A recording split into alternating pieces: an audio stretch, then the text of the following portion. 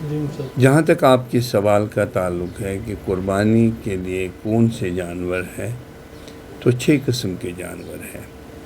گائے ہے، اس میں بھینس ہے، مینڈا ہے، بکرا ہے، یہ سب جانور جو ہے قربان ہو سکتے ہیں۔ اونٹ، ان کی قربانی جائز ہے، چاہے وہ گھر میں پلے ہوں یا باہر سے خریدے گئے ہوں۔ لیکن اس بات کا خیال رکھا جائے کہ جانور فربے ہو، تر و تازہ ہو، بیمار نہ ہو، لنگڑا لولا کانا نہ ہو۔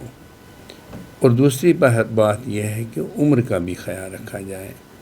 بھیڑ کے معاملے میں یہ کہنا چاہتا ہوں کہ اگر وہ 6 ماہ کا ہے لیکن دکھتا 1 سال کا ہے تو اس کی قربانی جائز ہے۔ باقی ماندہ جانوروں کے بارے میں عمر کا خیال رکھنا لازمی اور ضروری ہے۔ یہاں یہ بات میں عرض کرنا چاہتا ہوں کہ قربانی از خود کرنی چاہیے، اور اگر اس کو خود کیا جائے اپنے ہاتھوں سے یہ بہتر ہے۔ اور تفویض بھی آپ کر سکتے ہیں کسی، یہاں پہ بہت سارے ادارے ہیں جو تفویض کے ذریعے سے قربانی کا اہتمام کرتے ہیں، لیکن اس بات کو یقینی بنایا جائے کہ مستند ادارے ہوں، آپ کے ساتھ استحصال نہ کرتے ہوں، اور یہ آپ سے پیسہ لے کے بعد میں قربانی نہ کریں تو اس سے قربانی پہ اثر پڑے گا۔ تو اس لیے ضرورت اس بات کی ہے کہ آپ خود وہاں ان اداروں میں جا کے اپنے سامنے جانوروں کی قربانی کا یقینی طور پہ جائزہ لیں، تاکہ آپ کو یقین ہو جائے کہ آپ کی جانب سے قربانی ہو رہی ہے۔ اگر آپ کو یقین ہے کہ یہ ادارے مستند نہ ہوں، نہیں، تو آپ ان کے ذریعے سے قربانی کرنے سے اجتناب کریں۔ اور دوسری اہم بات یہ ہے کہ آپ اکثر بیشتر ہم نے یہ دیکھا ہے، گزشتہ سال میں بھی دیکھا کہ ہم لوگ گلی کوچوں اور شہراؤں پہ جا کے جانوروں کو قربان کرتے ہیں۔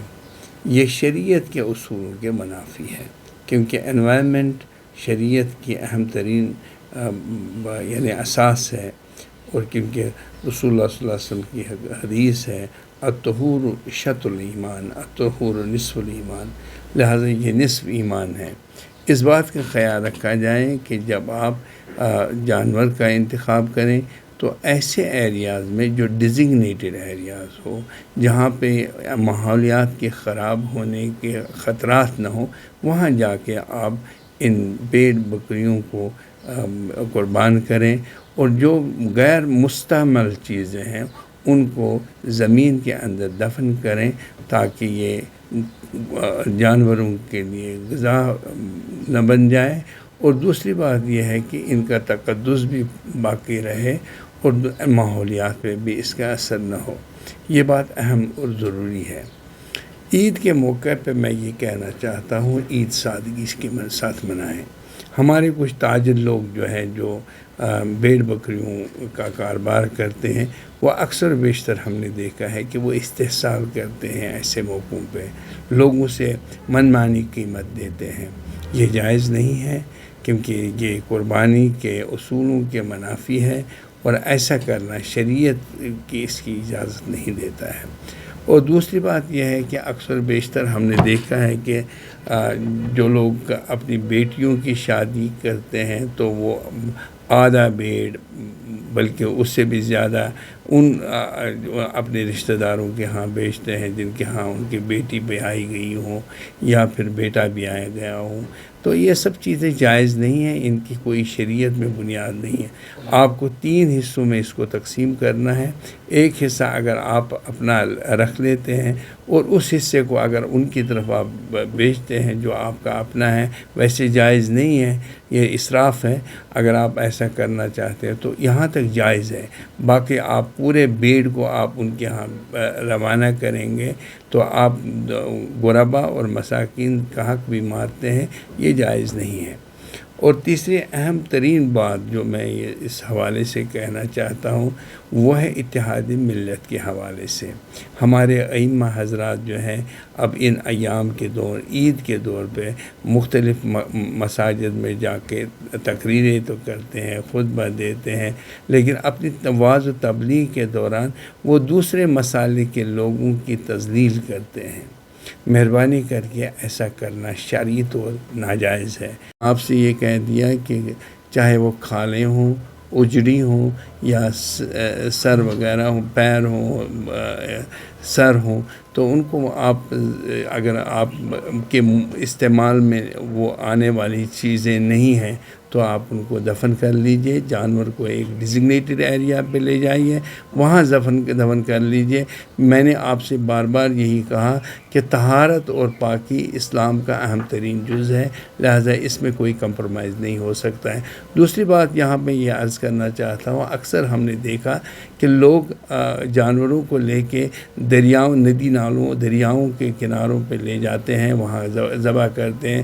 خون پانی میں مل جاتا ہے اور اس میں جو گندگی برآمد ہوتی ہے وہ بھی یعنی نجس چیزیں جو ہوتی ہیں، نجاست جو اس میں برآمد ہوتا ہے وہ بھی پانی میں مل جاتا ہے.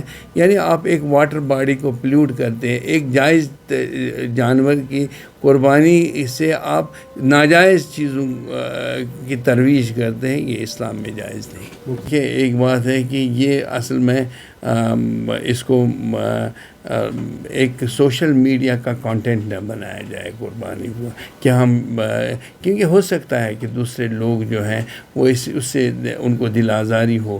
لہٰذا ہمارا یہ ہے کہ لکم دینکم ولی دین، آپ کو اپنے دین کی پرواہ کرنی چاہیے. ان کو آزاری نہیں ہونی چاہیے، کسی دوسرے کو تکلیف نہیں پہنچنی چاہیے.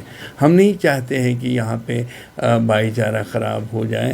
لہذا آپ کو جو شریعت نے جس جانور کو آپ قربان کر رہے ہیں، ضرورت اس بات کے لیے نہیں کہ اس کی نمود نمائش کی جائے یا اس کو سوشل میڈیا پہ چلایا جائے. یہ ناجائز ہے اور اس کی کوئی شرعی حیثیت نہیں ہے.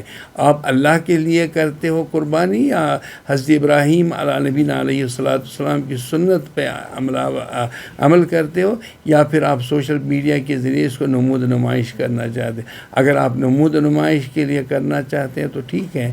اگر آپ سنت ابراہیمی کی تکمیل اور پابندی کرنا چاہتے ہیں تو سوشل میڈیا پہ اس کو دلانے کی ضرورت نہیں ہے.